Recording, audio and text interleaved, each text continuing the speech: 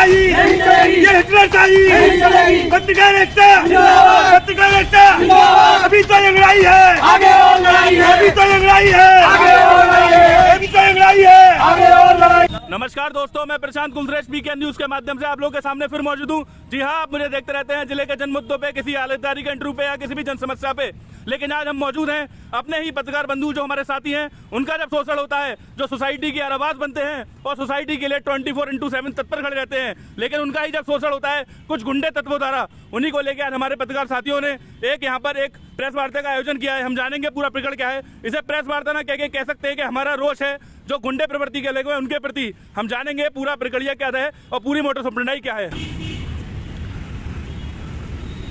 मनोज जी, क्या हुआ था आपके साथ?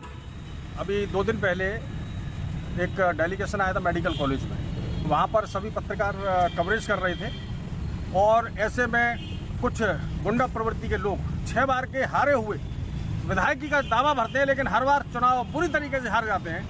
वो और उनके कुछ गुंडा एलिमेंट्स आए और उन्होंने बंदूकों को तान दिया मेरे ऊपर और बोले अतरौली और क्षेत्र में कहीं पर दिख गए तो जान से मार दिया जाएगा। जब मैंने इसका विरोध किया तो उनकी हिमाकत देखिए, पुलिस मौजूद थी बड़ी संख्या में, सीओ मौजूद थे, एएमयू की सुरक्षा मौजूद थी, बहुत सारे युवा मौजूद थे और उसके बाद भी वो उग्र हो गए और मुझ पर हमलावर हो गए।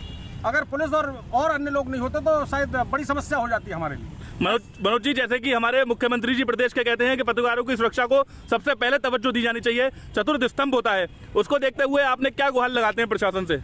गुहार नहीं, हम अपने हकों के लिए लड़ते रहेंगे और जो लोग अपने हकों के लिए नहीं लड़ते वो मुर्दे कहलाते हैं। जब हम दूसरे लोगों की लड़ाई लड़ सकते हैं कमजोर वर्ग की, तो हम अपनी लड़ाई लड़ेंगे और आखिर तक लड़ेंगे। और ऐसे गुंडा एलिमेंट्स जो राजनीति की आड़ में गुंडे ही कर रहे हैं वो सीख लें, उनको सबक सिखा दिया जाएगा। कानून का शिकंजा तो सिखाएगा ही सिखाएगा, पत्रकार बस बढ़ देंगे ऐसे चोर और बेईमान प्रवृत्ति के लोगों में।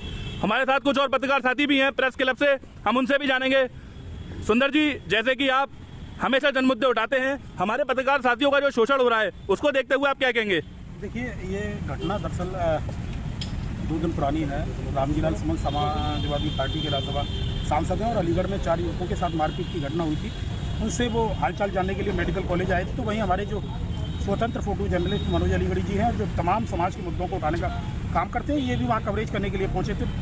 तो इसी दौरान जो समाजवादी पार्टी के पूर्व विधायक हैं अतरौली से, जो वीरेश यादव है, जैसा वीडियो में साफ तौर पर दिख रहा है, उनके 2-3-4 लोग आते हैं और उन पर हमलावर हो जाते हैं। तो ये बहुत ही दुर्भाग्यपूर्ण है कि जिस तरीके से चौथा स्तंभ समाज के लिए, देश के लिए और दबे कुचले वर्ग के लिए काम करता है, और उस पर इस तरीके से कुठाराघात किया जाएगा और हमला किया जाएगा तो ये बहुत ही निंदनीय है। और पत्रकार समाज आज पुरजोर तरीके से इस घटना की निंदा करता है और उत्तर प्रदेश के मुख्यमंत्री योगी आदित्यनाथ से हम मांग करते हैं कि जिस तरीके से ये गुंडा तत्व, असामाजिक तत्व और जो गुंडा प्रवृत्ति के लोग हैं डराने, धमकाने, धौंसाने का काम करते हैं, ऐसे लोगों पर कठोर सख्त कार्रवाई की जाए। क्योंकि जो पत्रकार है वो स्वतंत्र रूप के काम करना जानता है, समाज के लिए काम करता है, समाज के हित में काम करता है। तो कहीं ना कहीं कोई खबर अगर वो प्रकाशित करता है, किसी को अगर उस खबर से कोई आपत्ति है तो वो उसका विरोध सही शब्दों में दर्ज करा सकता है, ना कि डराने का, धमकाने का। सुंदर भाई, ये भी है कि वहाँ गन दिखाई गई, गन दिखाना एक पत्रकार को जिसके पास कलम की ताकत है, ये कितना बड़ी नाइंसाफी है। देखो, कलम के सामने गन का कोई महत्व नहीं होता। वो गन दिखा रहे हैं, दिखाने दीजिए, लेकिन जो कलम की ताकत है उसको भी झुका नहीं सकते।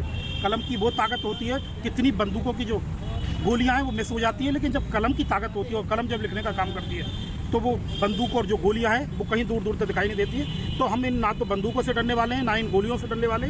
तो सीधी सी बात है कि जो हमारे पत्रकार साथी के ऊपर ये हमला जो किया गया है, तो इसे हमला ही कहूँगा कि जिस तरीके से 4-5 गुंडे आते हैं और एकदम हमलावर हो जाते हैं, मारने का प्रयास करते हैं। अगर वहाँ एएमयू की इंटरनल सिक्योरिटी और पुलिसकर्मी नहीं होते तो शायद वो कोई और भी बड़ी घटना को अंजाम दे सकते थे। तो हम मांग करते हैं जिले के मुखिया, पुलिस के एसएसपी साहब से, डीएम साहब से और पुलिस के आला अधिकारी और जिले के प्रशासनिक अधिकारियों से कि ऐसे लोगों को चिन्हित किया जाए और उनके खिलाफ सख्त और कठोर कार्रवाई की जाए। अन्यथा की स्थिति में पत्रकार साथी, पत्रकार परिवार के लोग धरने पर बैठेंगे, आंदोलन करेंगे और इनके खिलाफ लड़ाई लड़ने का काम करेंगे। इसी कड़ी में हमारे साथ मौजूद हैं एक वरिष्ठ पत्रकार, हम उनसे भी जानेंगे। बताइए भाई साहब। हेलो। पत्रकार बिरादरी है हमारी, वह सड़कों पर उतरेगी, आंदोलन करेगी, धरना प्रदर्शन करेगी। हम मांग करते हैं कि जो विधायक और उनके साथी हैं उनके खिलाफ मुकदमा दर्ज होना चाहिए। मनोज चौहान जी, क्या कहना चाहेंगे इस पूरे प्रकरण पर?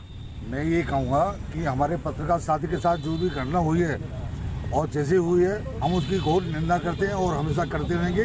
पत्रकार तो एक ही बात को चाहता है, उसको न्याय मिले। लेकिन आज की डेट में न्याय तो नहीं मिलता है, उसका खुद प्रशासन उसका दुरुपयोग करता है।